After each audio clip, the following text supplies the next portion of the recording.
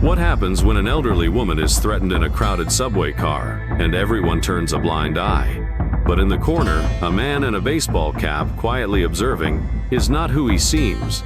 The truth? It's Dwayne Johnson. And in just a few moments, he's about to leave everyone on that train speechless. Can you guess what's coming next? Dwayne Johnson sat calmly on a weathered plastic seat, blending into the crowd with a baseball cap pulled low over his face and a plain hoodie masking his recognizable features. The steady clatter of the subway train reverberated through the metal car, a rhythmic noise that lulled the weary passengers into a sort of daze. Johnson's gaze moved across the car with quiet precision, scanning the people around him. There were no cameras, no flashing lights, and no fans rushing to greet him. For the first time in what felt like forever, the air in the subway was thick with the sense of old leather, metal, and the faint remnants of discarded fast food. Leaning back, Johnson let the hum of the moving train wash over him, his eyes half closed. It had been a long time since he felt this at Izano directors barking instructions, no endless press tours, and no intrusive cameras capturing his every move. For a moment, he could simply be himself. That brief peace, however, didn't last. The train jolted to a halt at the next station, and a new wave of passengers filled the car. Among them was a young man in a gray hoodie, the drawstrings pulled tight around his face. His sharp eyes darted left and right, scanning the crowd with restless energy. It was a type of behavior Johnson recognized immediately, an air of tension and edginess, as if the young man were searching for something, or someone, to provoke.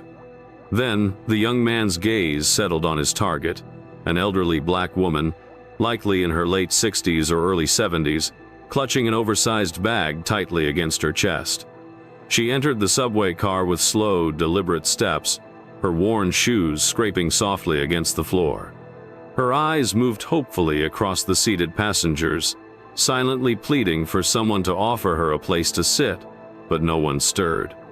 The disinterest in the car was palpable, and her hopeful expression shifted into quiet disappointment.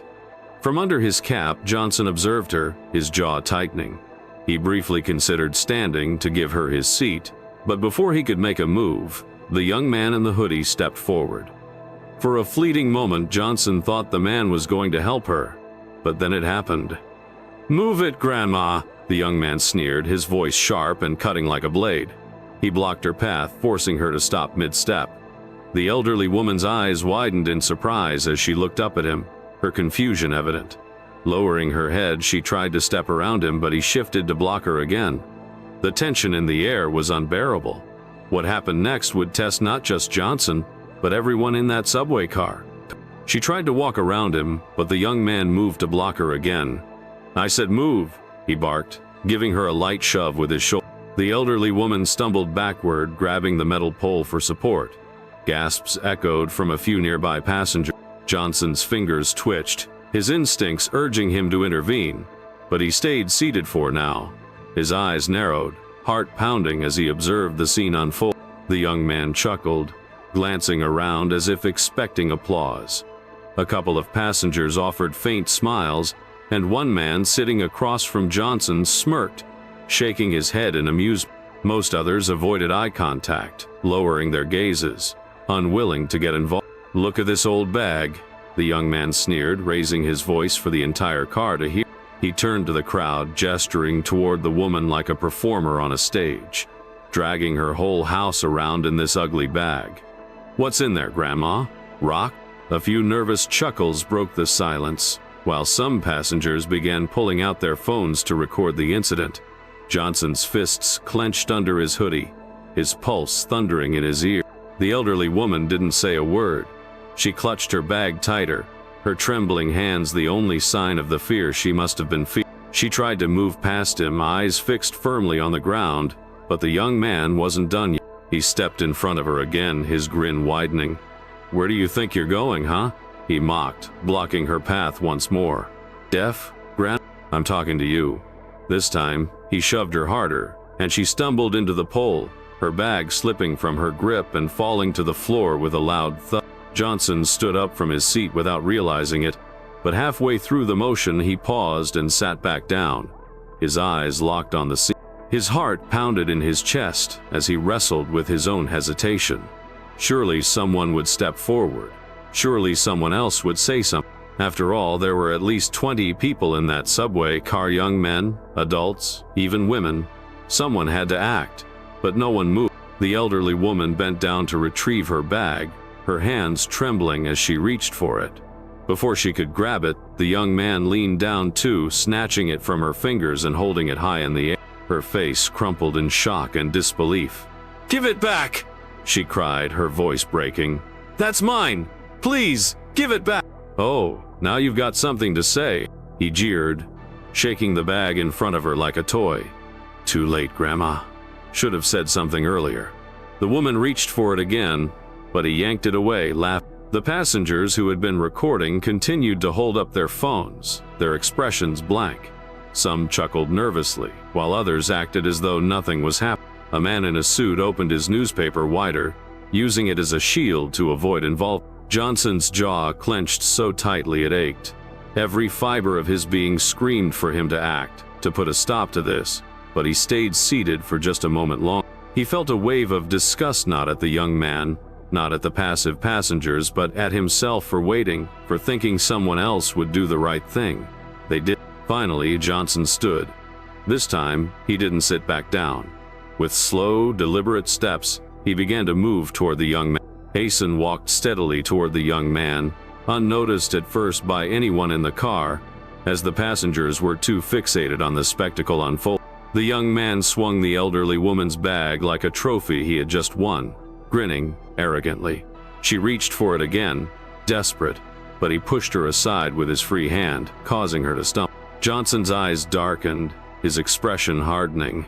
"That's enough," he said, his voice low but sharp as a blade slicing through the tension in the air. The young man spun around, his smirk faltering for a moment as he locked eyes with Johnson. "What'd you say, old man?" he sneered, tilting his head with a mockery of confidence. "Who do you think you are?" Johnson calmly pulled back his hoodie just enough to reveal his face. Recognition washed over the young man's features, and his grin disappeared entirely. The bravado in his stance wavered. "Give it back," Johnson commanded, his voice cold and unnervingly calm. A heavy silence fell over the subway car. The mood shifted in an instant, as passengers lowered their phones, their faces now filled with recognition. The young man stammered, trying to maintain his act. "You're not serious," he muttered, his voice betraying his unease. He looked around for support, but even the man who had been smirking earlier avoided his gaze. "I don't care who you are, bro. You're not special." Johnson took a single step forward, his piercing eyes like shards of broken glass. "Last chance," he said firmly. The young man hesitated, glancing nervously at the other passenger. Seeing no one willing to back him up, he raised his hands in mock surrender. All right, he said, forcing a shaky laugh. "Don't worry. It was just a joke." He crouched down and placed the bag on the floor. "Here, take it," he said, feigning nonchalance. "Apologize," Johnson ordered, his voice as unyielding as stone. The young man frowned, his bravado completely shattered. "Come on, man, I was just..." "Apologize," Johnson repeated, his tone brooking no argument. The young man swallowed hard, frustration twisting his face. Slowly, he turned toward the elderly woman. "I'm sorry," he mumbled, barely above a whisper. "I didn't hear you," Johnson snapped. "Say it louder." "I'm sorry," the young man barked, throwing his hands in the air, his voice filled with resentment. Johnson's gaze remained locked on him, unwavering. "Now get on the ground." A few feet away, the elderly woman clutched her bag as if it were her last source of security. Her wide, tear-filled eyes never left Johnson, silently conveying her gratitude. She didn't say a word, but her silence spoke volume. The atmosphere in the subway car had shifted dramatically. The laughter and smirks that once accompanied the young man's cruel antics had vanished. Now the passengers sat in hushed discomfort, some sheepishly lowering their phones, others darting nervous glances around, unsure of where to look. It was as if Johnson had shattered an unspoken agreement to stay uninvolved, forcing everyone to confront the tension head-on. Suddenly, a loud clatter echoed from the far end of the car. A passenger had accidentally dropped their phone. The noise startled everyone, making them flinch. But Johnson didn't so much as blink. His focus remained locked on the young man. No sudden movements, no defiance. The young man's shallow breathing was audible now, his chest rising and falling rapidly. He shifted his head just enough to glimpse Johnson from the corner of his eye. The cocky grin he'd worn earlier was completely gone, replaced by pure fear. "Don't even think about it," Johnson said, his voice low and razor-sharp. "I'm not moving, man," the young man stammered, his voice muffled against the dirty floor. His breathing was uneven, almost panicked. "I swear, I'm not." "Good," Johnson replied, his tone colder than steel. The tension in the air was palpable. A woman sitting nearby glanced uneasily between Johnson, the young man, and the elderly woman. She hesitated, looking down at her phone as if debating whether to call someone.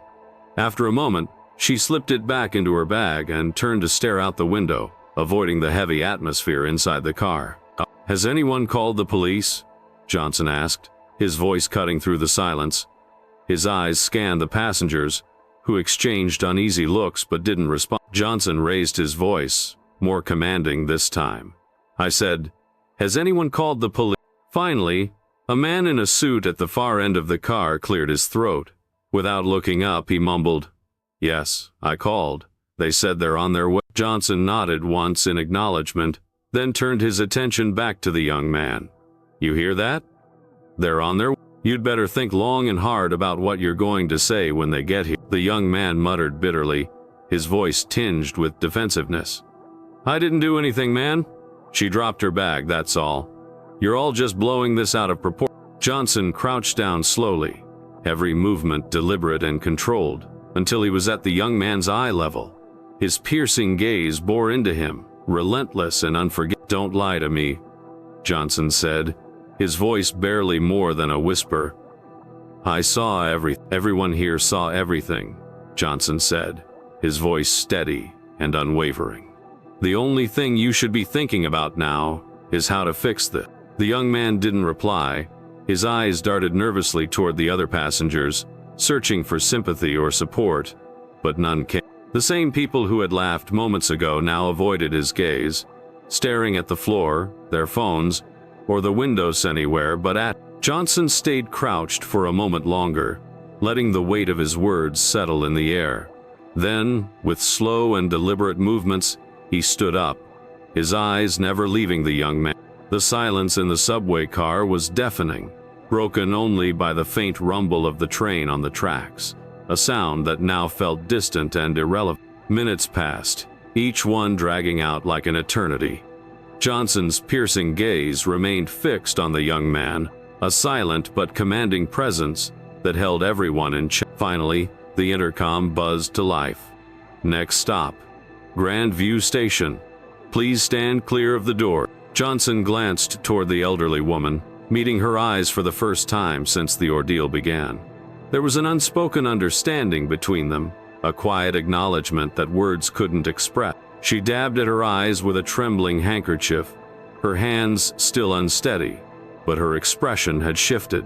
For the first time, she smiled a faint, weary smile, but one that carried resilience. Johnson gave her a short nod, his own way of saying, "You're safe now."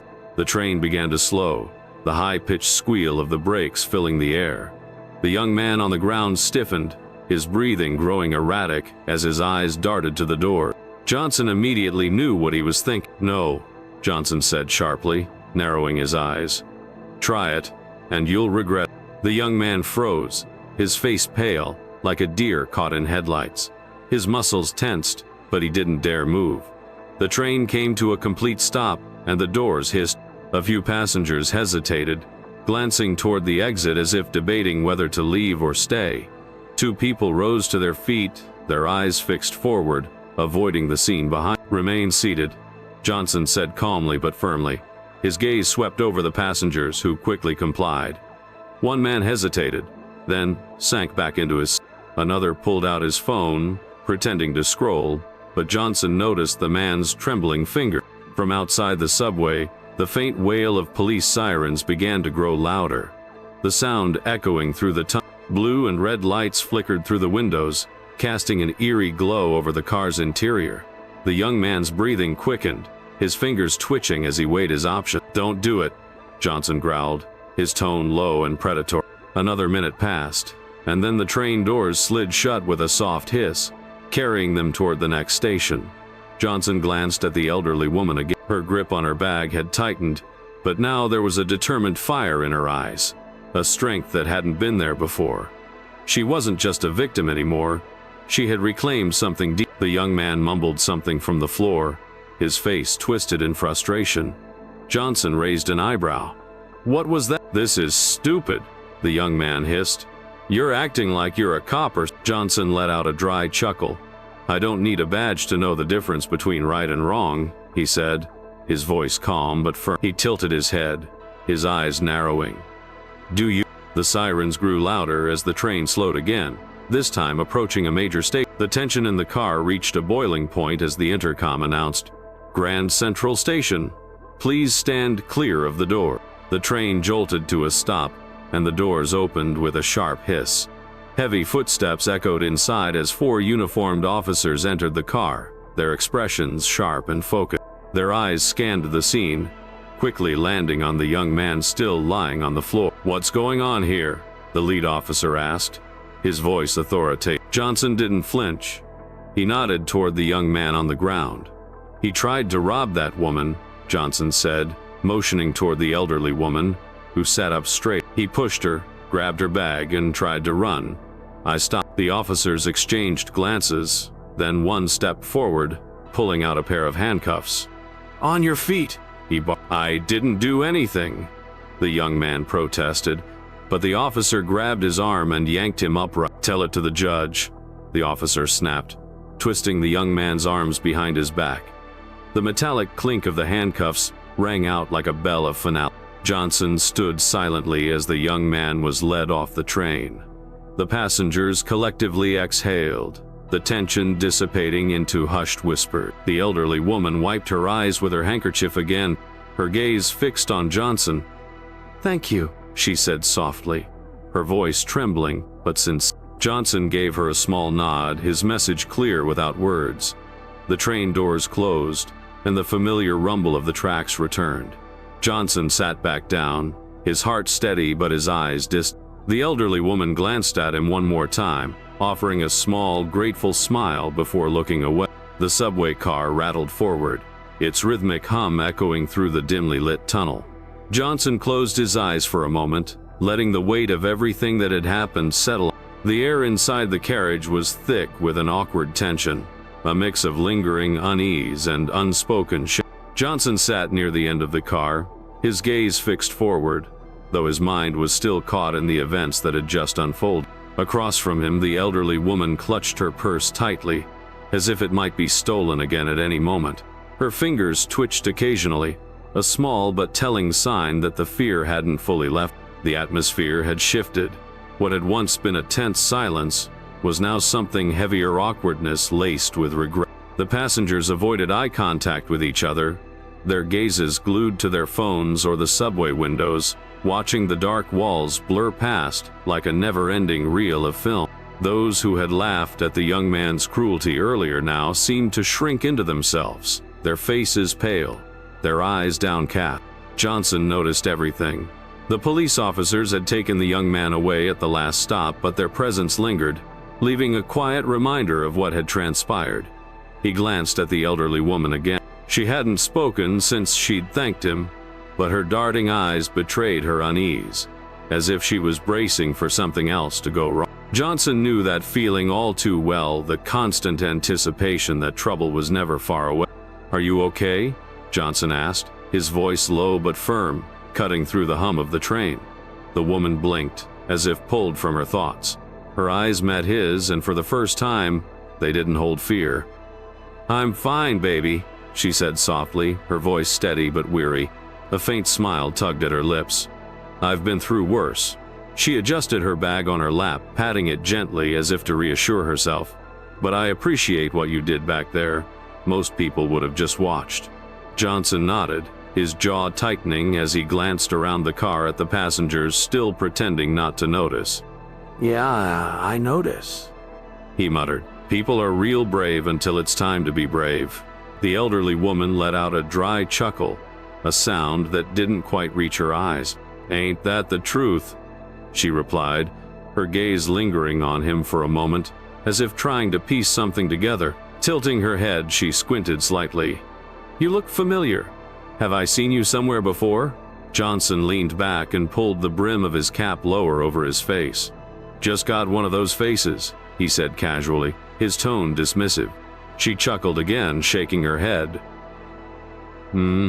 If you say so." Minutes passed in relative silence, broken only by the screeching of metal against metal and the occasional robotic announcement of the next station. Toward the front of the car, a man squinted at Johnson, his face contorting as if trying to connect the dots. Johnson ignored him, keeping his eyes forward. The man pulled out his phone, swiped through it, then glanced back at Johnson. His eyes widened and his lips parted slightly as realization dawned. Johnson could see it coming. The man leaned forward, his excitement barely contained. "Wait a second. Is that Johnson?" he said loudly enough for others to hear. Heads turned sharply. Whispers rippled through the car like wildfire. People leaned forward, their eyes wide and their hands slowly reaching for their phones. The once quiet passengers were now buzzing with energy, like bees in a disturbed hive. "Is it really him?" a teenage girl whispered to her friend, holding her phone halfway up. "Holy crap, that's Johnson," another man mumbled, pulling off his headphones and squinting for a better look. Johnson sighed, his face hardening. He had been in this situation more times than he could count. It always started the same way: the whispers, the stares, the phones coming out. Once it began, it was impossible to stop. The fleeting peace he'd found moments earlier was gone in an instant. Johnson turned his gaze to the man who'd spoken first, fixing him with a cold, piercing look that froze him mid-sentence. The man hesitated, his smile faltering as he realized he'd made a mistake. Johnson didn't say a word, but his expression said everything. Not now. But it was too late. "Johnson, can I get a photo?" the man asked, holding up his phone as if he were already taking the picture. Others followed suit, raising their phones, some with recording apps already open, their fingers hovering over the buttons. "Come on, man. Just one picture," someone pleaded. Johnson shook his head slowly, his gaze cutting through the air like a blade. "Not today," he said, his voice calm but firm. He didn't yell, he didn't need to. The man hesitated, lowering his phone slightly, the weight of Johnson's words sinking in. Around the car, others froze, their excitement dampened by Johnson's unmistakable presence. The buzzing energy faded, replaced once again by an uneasy quiet. Johnson leaned back, keeping his eyes forward, ready to endure the rest of the ride in stoic silence. The teenage girl, undeterred by Johnson's stern demeanor, quietly raised her phone and snapped a picture. The soft click of the camera was unmistakable, drawing the attention of everyone in the car. Johnson turned to her, his sharp gaze landing directly on the girl. She gasped, her face flushing bright red, and quickly lowered her phone, fumbling to hide it, as if she'd been caught stealing a cookie. Across from him, the elderly woman watched the interaction with a bemused smile. Leaning forward, her eyes twinkled with recognition. "I knew it," she said softly, her smile growing wider. "I knew I'd seen you somewhere before." She sat back with a nod, as though solving a puzzle that had been nagging at her all day. Johnson! "Well, I'll be." Johnson looked at her and, for the first time since he'd boarded the train, allowed himself a small smile. "Your secret's safe with me, baby," she replied with a wink, her voice carrying the warmth of a grandmother sharing a cherished moment. The intercom crackled, announcing the next stop. "Midway Junction. Doors will open to the right." The train began to slow, pushing everyone slightly forward in their seats. Passengers shifted, gathering their belongings, ready to disembark. Johnson kept his eyes on the floor, letting the moment pass, but he knew the whispers hadn't stopped. The stares hadn't stopped, and now the cameras hadn't stopped either. From the back of the car, a man muttered, "I'm putting this on TikTok." Johnson closed his eyes and exhaled slowly. Of course they would. It didn't matter what had just happened, that he'd stood up for someone in need, that he'd stopped a robbery. For some, it was just content, another chance to chase likes and views. The train screeched to a halt, and the doors opened with a hiss. A handful of passengers exited, but one man lingered just long enough to snap a photo of Johnson before slipping off the train. Johnson clenched his jaw, gripping the edge of his seat as frustration churned within him. The elderly woman, sensing his tension, leaned forward. Her voice was soft but carried a weight of wisdom. "Don't pay them any mind, baby," she said gently. "They only see the flash, not the fight." Johnson turned to her, his brows furrowed. She smiled knowingly, tilting her head toward him like a grandmother sharing a secret. The train doors slid shut, and her words settled over him like a soothing balm. For the first time since it had all begun, Johnson felt a faint sense of lightness. His phone buzzed in his pocket, pulling him back to reality. He retrieved it, and a notification lit up the screen. "You're trending, bro." Johnson stops a robbery on the subway. He stared at the screen as more notifications poured in. Johnson takes down thug in real life. Hero moment. Johnson saves elderly woman on the subway. Johnson sighed, turning off the screen and sliding the phone back into his pocket. Leaning back in his seat, he let his eyes drift toward the elderly woman one last time. She was gazing out the window, her bag safely resting on her lap, her hands steady now. The strength she'd reclaimed in the aftermath of the ordeal was quietly inspiring. The train pushed deeper into the tunnels, the steady hum of the tracks filling the car. Johnson closed his eyes, seeking a moment of peace. There were no cameras in front of him, no flashing lights, no noise, just the rhythmic clatter of the subway beneath him. But he knew it was already too late. Somewhere out there, his face was on a screen. Someone was sharing it, and the world would soon be watching. As the train jolted along its route, the dim fluorescent lights flickered overhead. Johnson sat with his arms crossed and his eyes closed, but his mind was far from still. The weight of what had just transpired pressed down on him, heavier than any role he'd ever played. He knew the inevitable flood of calls, texts, and notifications would come. Fame was a double-edged sword, and tonight, he'd sharpened. The old woman sat quietly in front of Johnson, her eyes fixed on her bag. Her trembling had stopped. Her fingers slowly traced the seams of the fabric, as if grounding herself back into reality. Occasionally, she glanced toward him, not with curiosity or lingering shock, but with something deeper, respect. At the other end of the car, two teenagers huddled together, whispering and glancing at their phones. One of them laughed softly and tilted the screen to show his friend. Johnson didn't need to guess what they were looking at. His face, his name, the video. His phone vibrated once, then twice, and again. Slowly he pulled it out, already dreading what awaited. Sure enough, there were messages piling up: his agent, his publicist, and even people he hadn't spoken to in weeks. "Johnson, call me right away. You're blowing up online. We need to get ahead. You're a legend. Everyone's talking about."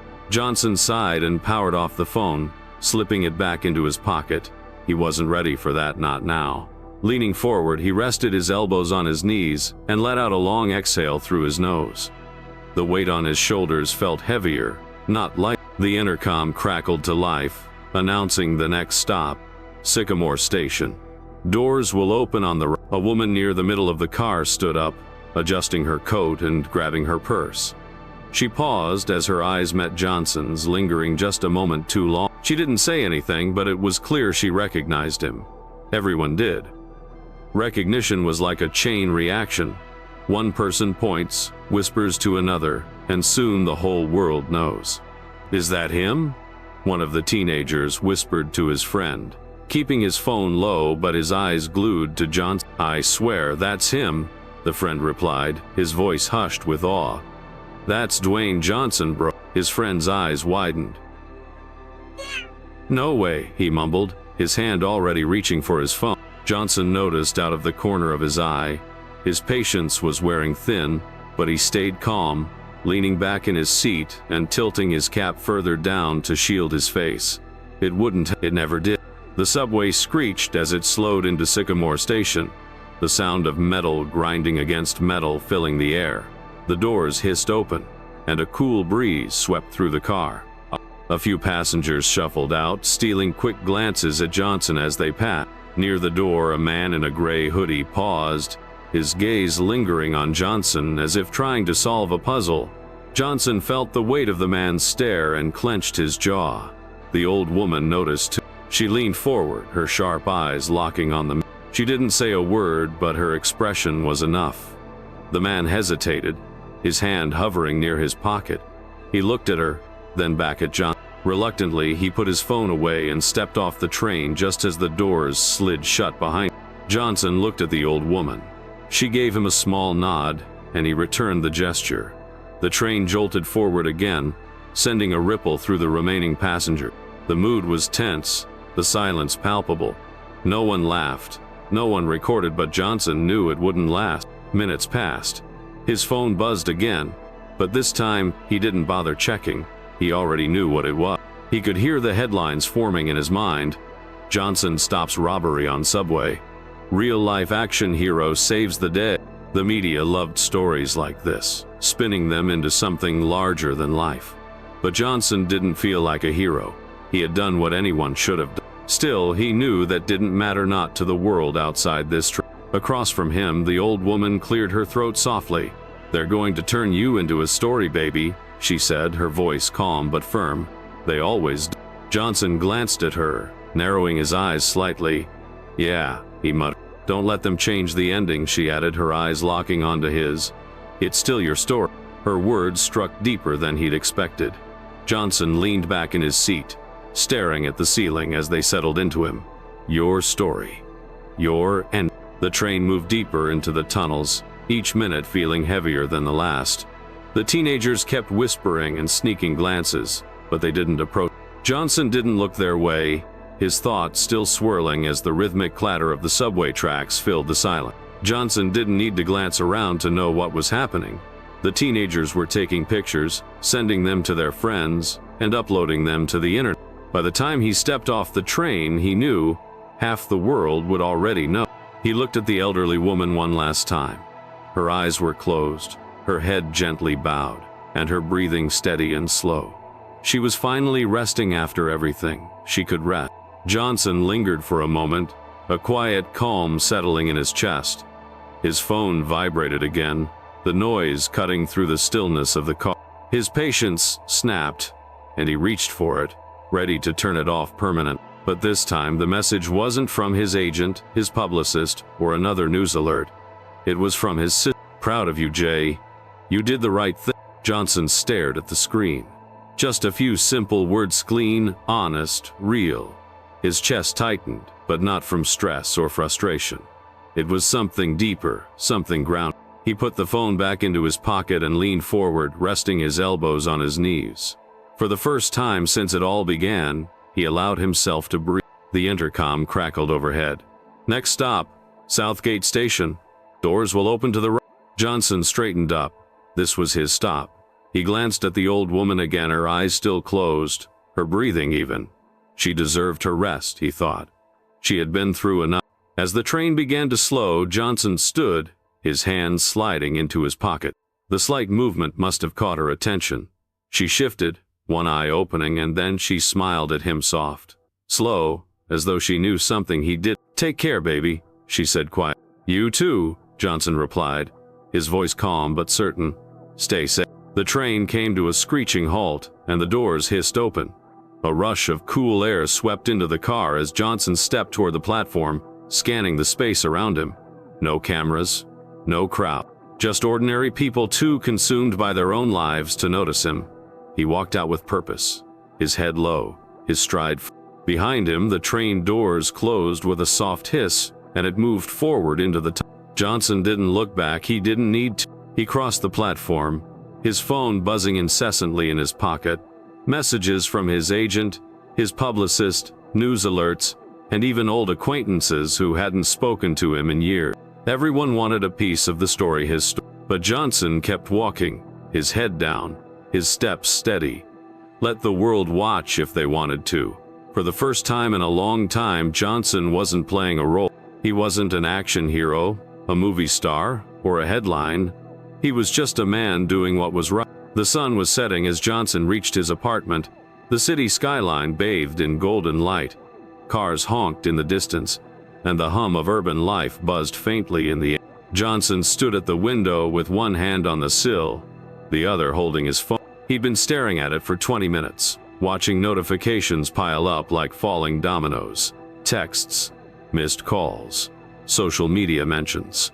His inbox was overflowing. Headlines filled the screen. Johnson stops robbery on the subway. Real-life action hero saves elderly woman. Hollywood star becomes symbol of anti-racism in viral video. Johnson rubbed his face with one hand, exhaling a long, slow breath. The stories weren't even about what mattered, they never were. It wasn't about him. It wasn't supposed to be. It was supposed to be about her. About how no one had helped her until it was too late. But that wasn't the story people wanted to hear.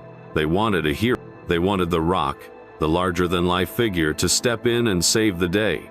Just like in the movie. Johnson set the phone down on the table, tossing it aside like it weighed 1,000 pounds. He sat on the couch, elbows propped on his knees, the weight of everything pressing down on him like a lead blanket. All he'd wanted that day was to be invisible, just another guy on the subway. But now, the world was watching.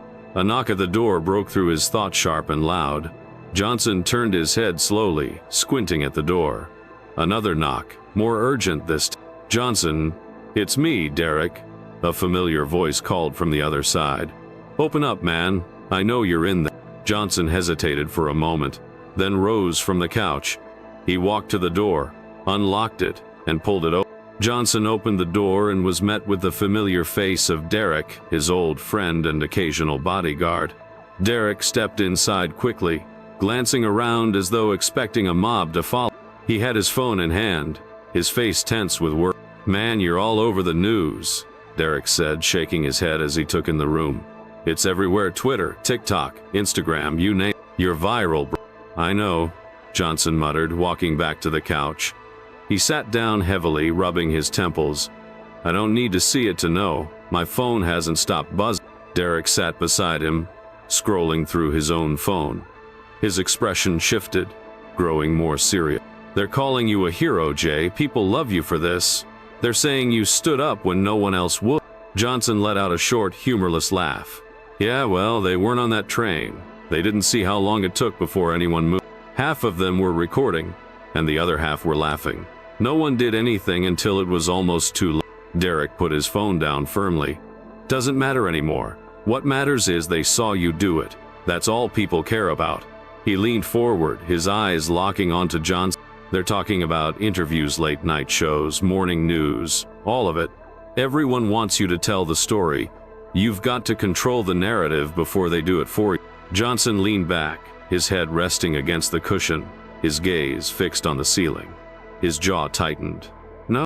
Derek frowned. "No? What do you mean?" "I mean no," Johnson repeated, turning to look at him. "I'm not doing interviews.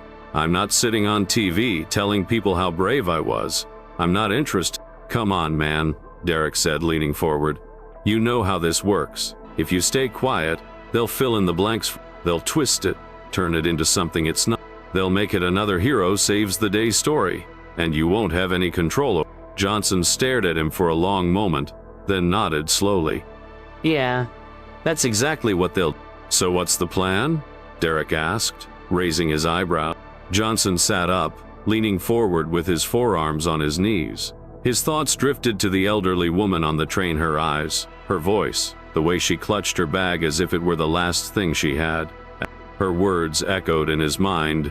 "Don't let them change the ending." He nodded to himself, his eyes sharpening with a new sense of purpose. "No," he said, standing up. "I'm going to tell it myself." Derek's eyebrows shot up in surprise. "Oh yeah? How are you going to do that?" Johnson grabbed his phone from the table, unlocked it, and opened the camera app. Sitting on the edge of the couch, he positioned the phone so his face filled the frame. There were no lights, no fancy angles, just him, raw and unfiltered. Derek leaned back, crossing his arms with a small, approving smile. "All right," Johnson muttered to himself, taking a deep breath before pressing the record button.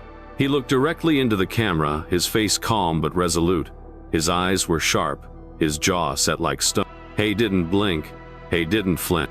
"By now, you've probably seen the video," he began, his voice steady and cutting like a sword. "I know what they're saying. They're calling me a hero, saying I did something special, but I'm here to tell you that's not the story." He paused, letting the weight of his words settle. His eyes stayed locked on the camera, unwavering. "The story isn't about me. It's about the woman on that train, an elderly lady, minding her own business, being harassed, pushed, and disrespected. And you know what hurt the most? It wasn't the guy who did it. It was the fact that no one did anything. They watched, they laughed, they recorded it like it was entertainment." Johnson leaned closer to the camera, his voice dropping but growing more intense. "That's the real story. That's the part no one wants to talk about.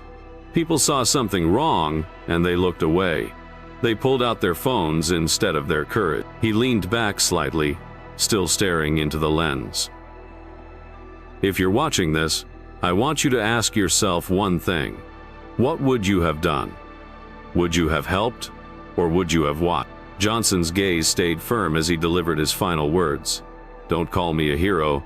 I'm just a man who did what needed to be done. But next time, it might be you sitting on that train. It might be you holding that phone. Ask yourself, are you going to watch, or are you going to do?" He let the silence linger for a few moments before nodding once and ending the record. Derek watched him, his expression quiet but filled with respect. "That's it," Derek said softly. "That's the one." Johnson uploaded the video without a second thought. No hashtags, no captions, just the unvarnished truth. It took less than a minute for his phone to start buzzing again. Comments, shares, and messages poured in. "This is what we need to hear." Finally someone said, "You're right. I'm ashamed of myself." Johnson flipped the phone face down on the table, leaning back into the couch. His gaze was distant but resolute. This time the story wouldn't be about him. This time it would be different. He glanced at Derek, then at the window, where the city lights shimmered like stars in the night. "Sometimes," Johnson murmured, his eyes fixed on the glowing horizon, "you have to change the ending yourself." The next morning, Johnson woke to the relentless buzzing of his phone on the nightstand. It vibrated over and over, like an alarm clock that refused to be ignored. Sunlight filtered through the edges of his blackout curtains, streaking the room with golden light. He rubbed his eyes and sat up, groggy from a restless night's. The buzzing continued, call after call, notification after notification. He didn't need to look to know what it was about, but he reached for the phone anyway. Blinking, he let his eyes adjust to the brightness of the screen. Kusi and Asat the missaid call.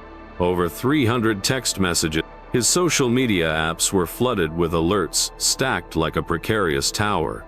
Every thumbnail, every headline bore his face. As he scrolled through the messages, they came in faster than he could read. "You're a legend for that video, John. Bro, you really did that. Respect. We need more people like you in this world. Can you come on our show this week?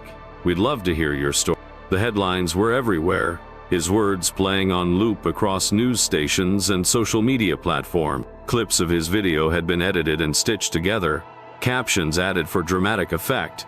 "Don't call me a hero. The story isn't about what would you have done." Johnson shook his head, tossing the phone onto the bed beside him. "They're not even listening," he thought bitterly. The story had become something bigger than him, bigger than the woman on that train. It wasn't just a moment anymore. It was a movement. In the comments, people shared their own experiences. Some wrote about times they'd stayed silent when they should have spoken. Others shared stories of moments when they had acted, stepping in to do the right thing. The hashtag #Don'tLookAct was trending. It wasn't just a tagline, it had become a rallying cry. Johnson leaned forward, resting his elbows on his knees. His clasped hands trembled slightly as he replayed the events of the last 24 hours in his mind. The subway, the old woman, the young man face down on the floor. The weight of it all bore down on It wasn't just about that one moment anymore. It was about what it had sparked. His phone buzzed again, this time a video call. Johnson sighed and answered. His sister's face filled the screen, her wide smile practically lighting up the room. "Look at you, big brother. Out here saving the world?" she teased, leaning closer to the camera with an exaggerated grin. "You know you broke the internet, right?" Johnson rolled his eyes, leaning back against the headboard. "Don't start with me, Tasha. It wasn't supposed to be like this." "Supposed to be like what?" she asked, her head tilting in curiosity. "It wasn't supposed to be anything. I just did it because no one else would," Johnson muttered, running a hand over his face. Tasha's smile softened as she nodded. "I know, Jay. But that's exactly why it's hitting so hard. You didn't have to do it, but you did. And now people are asking themselves if they would have done the same." Johnson didn't reply. She was right, and he knew it. He hadn't asked for any of this. He would have preferred to remain in the shadows, to stay invisible. But shadows don't exist when the world shines a spotlight on you. Tasha's grin returned. "I just called to tell you Mom saw it. She called me with a lump in her throat, talking about how proud she is of you." Johnson raised an eyebrow. "Yeah? What'd she say?" Tasha leaned closer to the camera, smirking. She said, "Tell Johnson he finally did something worth talking about." Johnson chuckled, shaking his head. "Yeah, that sounds like her." "You good, though?" Tasha asked, her expression growing serious. "For real, Jay. All jokes aside, you okay?" Johnson paused, glancing at the phone still lit up with new messages and notifications. The world was knocking at his door, but for the first time in a long time, he didn't feel like "Yeah," he said quietly, nodding. "I'm good," Tasha said with a satisfied smile. "Stay solid, big brother. I'll call you "Yeah," Johnson replied before ending the call. He stared at the phone for a moment longer, then set it down and stood up. Slowly, he made his way to the kitchen, his mind settling into the calm before the next inevitable storm. For now, he was just a man who had done the right thing, and that was enough. Johnson poured himself a glass of water, letting the cold drink soothe his nerves as he leaned on the counter. His mind drifted back to the old woman on the train door. Her face, her eyes, the way they had transformed from fear to gratitude. The image lingered, steady and powerful. His phone buzzed again, pulling him out of his thoughts. It was a notification from a news outlet. The headline read, "Suspect in subway incident faces multiple charges, including assault and robbery." Johnson raised an eyebrow, tapping the alert. The article detailed how, after reviewing subway security footage, the police had decided to press charges against the young man. Witness statements and video evidence corroborated everything Johnson had described. It wasn't just his word anymore, the system had seen it. Near the end of the article, a quote stood out. It was from Dorothy Henderson, the 72-year-old retired nurse. Her words hit Johnson harder than anything else in the piece. "I was afraid. I thought no one would help me. But then he did. He didn't do it for fame or attention, he did it because it was the right thing to do." People need to remember that sometimes you just have to do the right thing. Johnson stared at the screen, her words stirring something deep inside him, something solid, resolute. He placed the phone face down on the counter and looked at his reflection in the kitchen window. His face appeared tired, but there was a quiet confidence in his expression. Walking back to the living room, Johnson sat on the couch. He picked up his phone again, but this time, there were no cameras, no scripts, no interviews, just him. Opening the camera app, he pressed record. This time, there were no long speeches or dramatic pauses, just the truth. His face filled the frame, calm but firm. "Everyone's seen the video," he began, his eyes steady and unyielding. "And you've probably seen the headlines. They're calling me a hero again. I'm not. I'm just a man who saw something wrong and did something about it, that's." Johnson leaned forward, his gaze sharp, as though he was speaking directly to every person watching. "This isn't about me. It never was. It's about her. Her name is Dorothy Henderson. She's 72 years old. She's a retired nurse. She's someone's mother, someone's grandmother. She didn't deserve what happened to her. None of." His jaw tightened, his voice growing more resolute. "This isn't about me, and it's not about being a hero. It's about what you do when you see something wrong. Do you sit there and watch it happen? Or do you stand up? Do you do something?" Johnson let the question hang in the air, the silence amplifying its weight. Then, with a small nod, he delivered his final sentence. "Next time you see it, don't look." He ended the recording and uploaded it immediately. No hashtags, no captions, just the truth. Within minutes, the videos spread like wildfire. Comments poured in, and people began sharing it along with their own stories. Parents posted it for their children to watch. Schools played it during assemblies. The hashtag "Don't Look Act" trended worldwide in under an hour. Johnson leaned back on the couch, closing his eyes for the first time in what felt like forever. His mind was finally at ease. The phone continued to buzz with notifications, but this time, he didn't mind. This time, he'd told the story the way it needed to be told, not about him, but about her. Tilting his head back, Johnson let the sound of the city drift through the open window.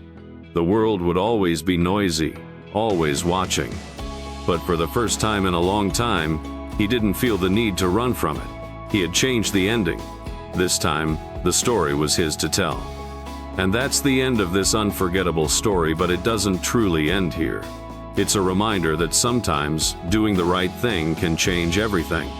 If this story moved you, don't forget to like, comment, and subscribe to the channel. Your support motivates us to create more powerful stories like this one. And tell us where you're watching from in the comments. We're always reading them.